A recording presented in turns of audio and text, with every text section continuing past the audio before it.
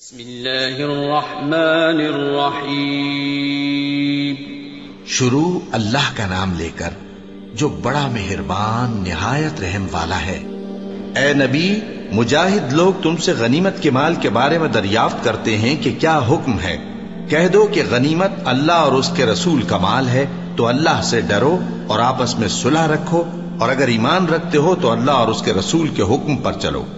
مومن تو وہ ہیں کہ جب اللہ کا ذکر کیا جاتا ہے تو ان کے دل ڈر جاتے ہیں، اور جب انہیں اس کی آیتیں پڑھ کر سنائی جاتی ہیں تو ان کا ایمان اور بڑھ جاتا ہے، اور وہ اپنے پروردگار پر بھروسہ رکھتے ہیں،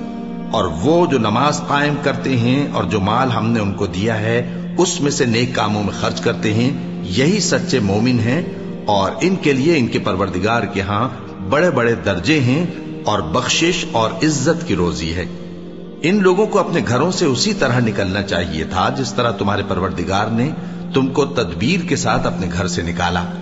اور اس وقت مومنوں کی ایک جماعت ناخوش تھی، وہ لوگ حق بات میں اس کے ظاہر ہونے کے بعد تم سے جھگڑنے لگے،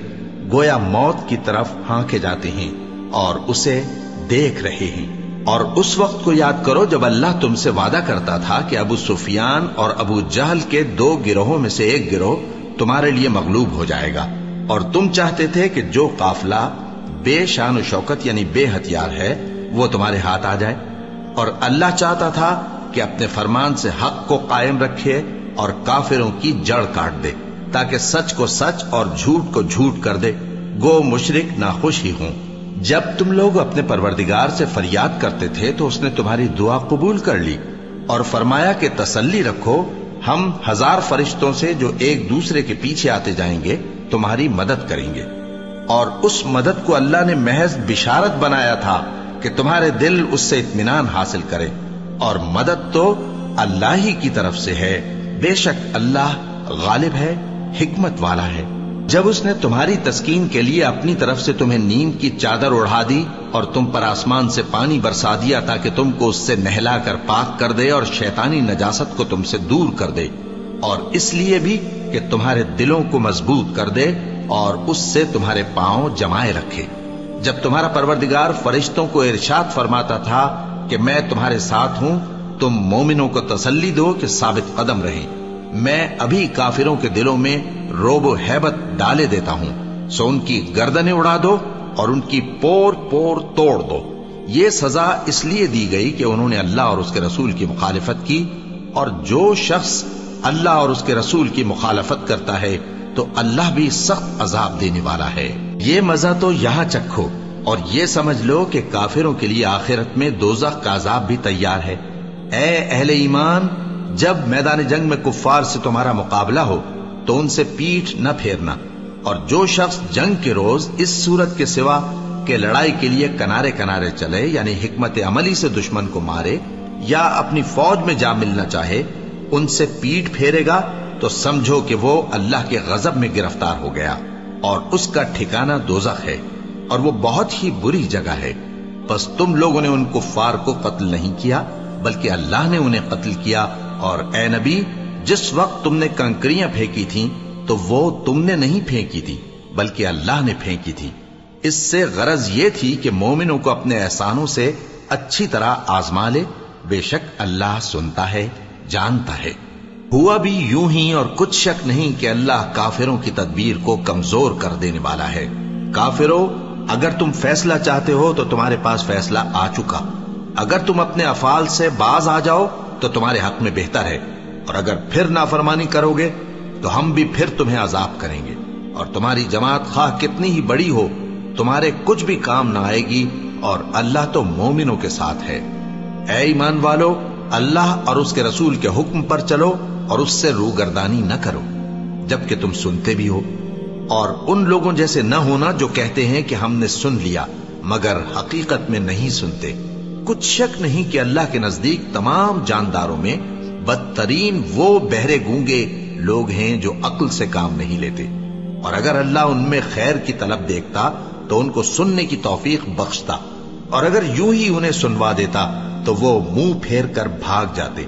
مومنوں، اللہ اور اس کے رسول کا حکم قبول کرو، جبکہ رسول تمہیں ایسے کام کے لیے بلاتے ہیں جو تم کو زندگی جاوداں بخشتا ہے اور جان رکھو کہ اللہ آدمی اور اس کے دل کے درمیان حائل ہو جاتا ہے، اور یہ بھی کہ تم سب اس کے روبرو جمع کیے جاؤ گے۔ اور اس فتنے سے ڈرو جو خصوصیت کے ساتھ انہی لوگوں پر واقع نہ ہوگا جو تم میں گناہگار ہیں، اور جان رکھو کہ اللہ سخت عذاب دینے والا ہے۔ اور اس وقت کو یاد کرو جب تم زمین مکہ میں قلیل اور ضعیف سمجھے جاتے تھے اور ڈرتے رہتے تھے کہ لوگ تمہیں اڑا نہ لے جائیں، یعنی ختم نہ کر دیں، تو اس نے تم کو جگہ دی اور اپنی مدد سے تم کو تقویت بخشی اور پاکیزہ چیزیں کھانے کو دیں تاکہ اس کا شکر کرو۔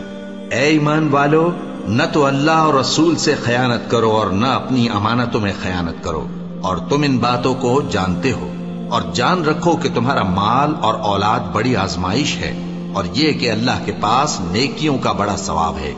مومنو، اگر تم اللہ سے ڈرو گے تو وہ تمہارے لیے حق و باطل کا فرق ظاہر کر دے گا اور تمہارے گناہ مٹا دے گا اور تمہیں بخش دے گا، اور اللہ بڑے فضل والا ہے۔ اور اس وقت کو یاد کرو جب کافر لوگ تمہارے بارے میں چال چل رہے تھے کہ تم کو قید کر دیں یا جان سے مار دیں یا وطن سے نکال دیں، تو ادھر تو وہ چال چل رہے تھے اور ادھر اللہ تدبیر کر رہا تھا، اور اللہ بہترین تدبیر کرنے والا ہے۔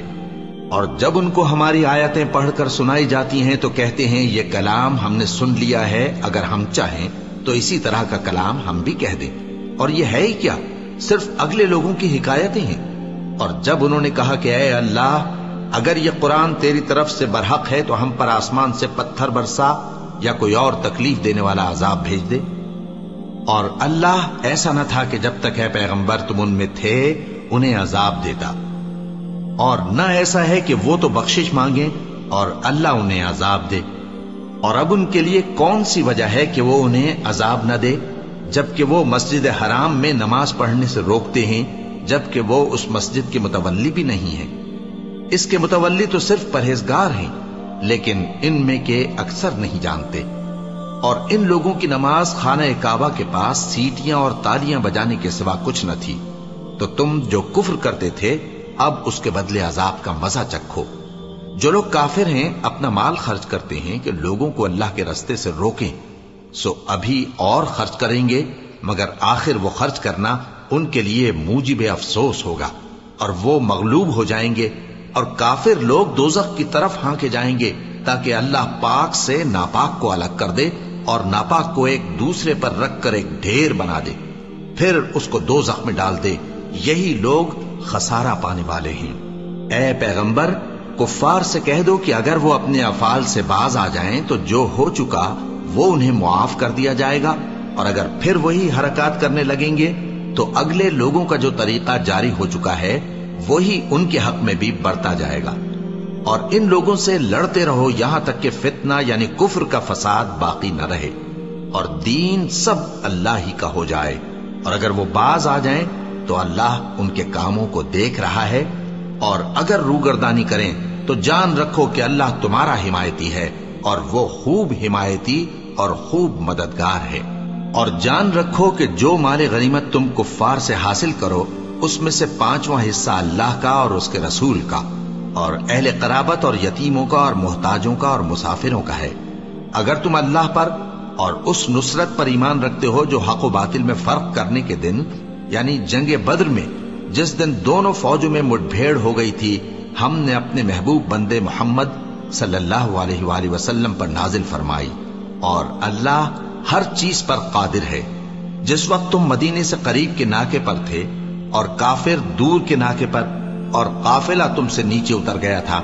اور اگر تم جنگ کے لیے آپس میں قرارداد کر لیتے تو وقت معین پر جمع ہونے میں تقدیم و تاخیر ہو جاتی، لیکن اللہ کو منظور تھا کہ جو کام ہو کر رہنے والا تھا اسے کر ہی ڈالے، تاکہ جو مرے بصیرت پر یعنی یقین جان کر مرے، اور جو جیتا رہے وہ بھی بصیرت پر یعنی حق پہچان کر جیتا رہے۔ اور کچھ شک نہیں کہ اللہ سنتا ہے، جانتا ہے۔ اس وقت اللہ نے تمہیں خواب میں کافروں کو تھوڑی تعداد میں دکھایا تھا، اور اگر بہت کر کے دکھاتا تو تم لوگ جی چھوڑ دیتے اور جو کام درپیش تھا اس میں جھگڑنے لگتے، لیکن اللہ نے تمہیں اس سے بچا لیا، بے شک وہ سینوں کی باتوں تک سے واقف ہے۔ اور اس وقت جب تم ایک دوسرے کے مقابل ہوئے تو کافروں کو تمہاری نظروں میں تھوڑا کر کے دکھاتا تھا، اور تم کو ان کی نگاہوں میں تھوڑا کر کے دکھاتا تھا تاکہ اللہ کو جو کام کرنا منظور تھا اسے کر ڈالے، اور سب کاموں کا رجوع اللہ ہی کی طرف ہے۔ مومنو، جب کفار کی کسی جماعت سے تمہارا مقابلہ ہو تو ثابت قدم رہو اور اللہ کو بہت بہت یاد کرو تاکہ مراد حاصل کر لو، اور اللہ اور اس کے رسول کے حکم پر چلو، اور آپس میں جھگڑا نہ کرنا کہ ایسا کرو گے تو تم بزدل ہو جاؤ گے اور تمہاری ہوا اکھڑ جائے گی، اور صبر سے کام لو کہ اللہ صبر کرنے والوں کا مددگار ہے۔ اور ان لوگوں جیسے نہ ہونا جو اتراتے ہوئے یعنی حق کا مقابلہ کرنے کے لیے اور لوگوں کو دکھانے کے لیے گھروں سے نکل آئے اور لوگوں کو اللہ کی راہ سے روکتے ہیں، اور جو اعمال یہ کرتے ہیں اللہ ان کا احاطہ کیے ہوئے ہے۔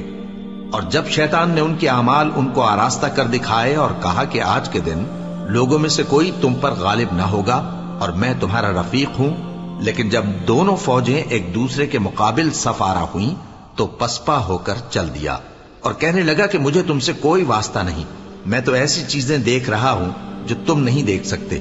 مجھے تو اللہ سے ڈر لگتا ہے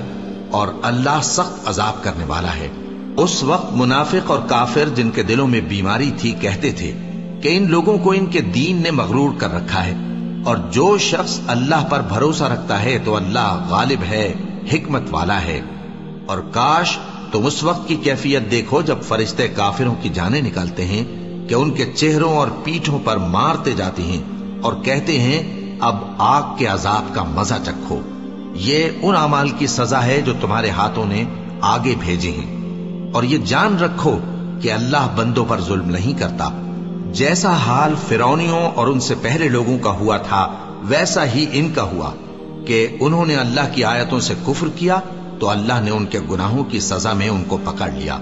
بے شک اللہ زبردست ہے، سخت عذاب دینے والا ہے۔ یہ اس لیے کہ جو نعمت اللہ کسی قوم کو دیا کرتا ہے جب تک وہ خود اپنے دلوں کی حالت نہ بدل ڈالیں اللہ اسے نہیں بدلا کرتا، اور اس لیے کہ اللہ سنتا جانتا ہے۔ جیسا حال فرعونیوں اور ان سے پہلے لوگوں کا ہوا تھا ویسا ہی ان کا ہوا۔ انہوں نے اپنے پروردگار کی آیتوں کو جھٹلایا تو ہم نے ان کو ان کے گناہوں کے سبب ہلاک کر ڈالا اور فرعونیوں کو ڈبو دیا، اور وہ سب ظالم تھے۔ جانداروں میں سب سے بدتر اللہ کے نزدیک وہ لوگ ہیں جو کافر ہیں، سو وہ ایمان نہیں لاتے۔ جن لوگوں سے تم نے صلح کا عہد کیا ہے پھر وہ ہر بار اپنے عہد کو توڑ ڈالتے ہیں اور اللہ سے نہیں ڈرتے، اگر تم ان کو لڑائی میں پاؤ تو انہیں ایسی سزا دو کہ جو لوگ ان کے پس پشت ہوں وہ ان کو دیکھ کر بھاگ جائیں۔ عجب نہیں کہ ان کو اس سے عبرت ہو۔ اور اگر تم کو کسی قوم سے دغابازی کا خوف ہو تو ان کا عہد انہی کی طرف پھینک دو کہ اس طرح تم سب برابر ہو جاؤ۔ کچھ شک نہیں کہ اللہ دغابازوں کو دوست نہیں رکھتا، اور کافر یہ خیال ہرگز نہ کریں کہ وہ آگے نکل گئے ہیں، وہ ہمیں عاجز نہیں کر سکتے۔ اور جہاں تک ہو سکے فوج کی جمعیت کے زور سے اور گھوڑوں کے تیار رکھنے سے ان کے مقابلے کے لیے مستعد رہو کہ اس سے اللہ کے دشمنوں اور تمہارے دشمنوں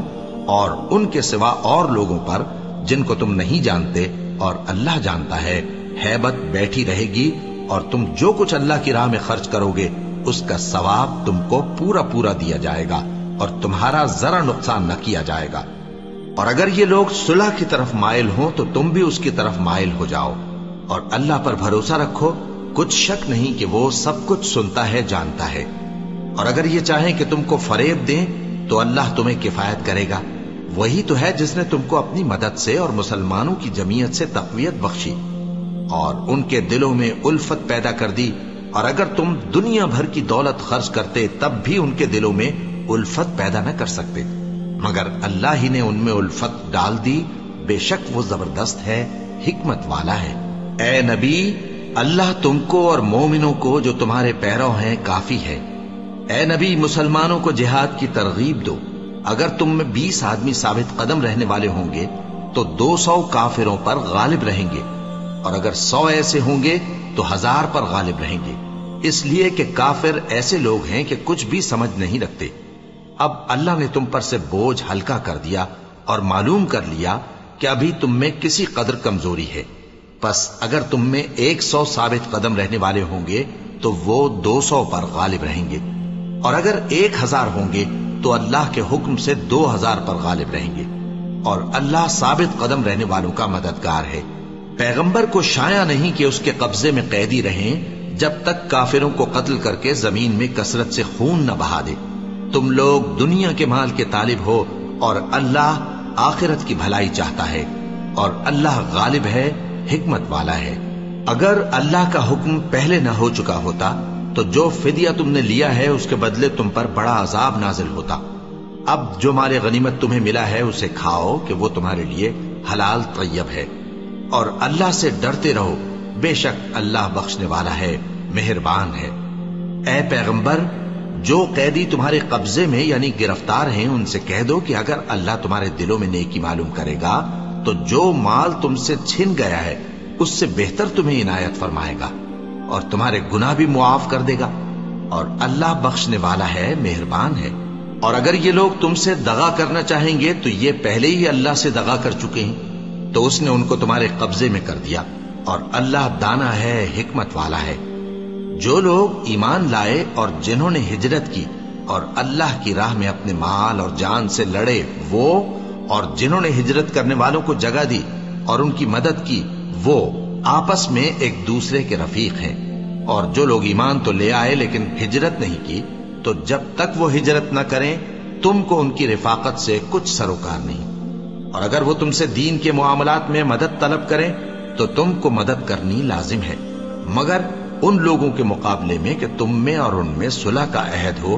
مدد نہیں کرنی چاہیے، اور اللہ تمہارے سب کاموں کو دیکھ رہا ہے۔ اور جو لوگ کافر ہیں وہ بھی ایک دوسرے کے رفیق ہیں۔ تو مومنو، اگر تم یہ کام نہ کرو گے تو ملک میں فتنہ برپا ہو جائے گا اور بڑا فساد مچے گا۔ اور جو لوگ ایمان لائے اور وطن سے ہجرت کر گئے اور اللہ کی راہ میں جہاد کرتے رہے، اور جنہوں نے ہجرت کرنے والوں کو جگہ دی اور ان کی مدد کی، یہی لوگ سچے مسلمان ہیں۔ ان کے لیے اللہ کے ہاں بخشش اور عزت کی روزی ہے۔ اور جو لوگ بعد میں ایمان لائے اور وطن سے ہجرت کر گئے اور تمہارے ساتھ ہو کر جہاد کرتے رہے، وہ بھی تمہیں میں سے ہیں۔ اور رشتہ دار اللہ کے حکم کی روح سے ایک دوسرے کے زیادہ حقدار ہیں۔ کچھ شک نہیں کہ اللہ ہر چیز سے واقف ہے۔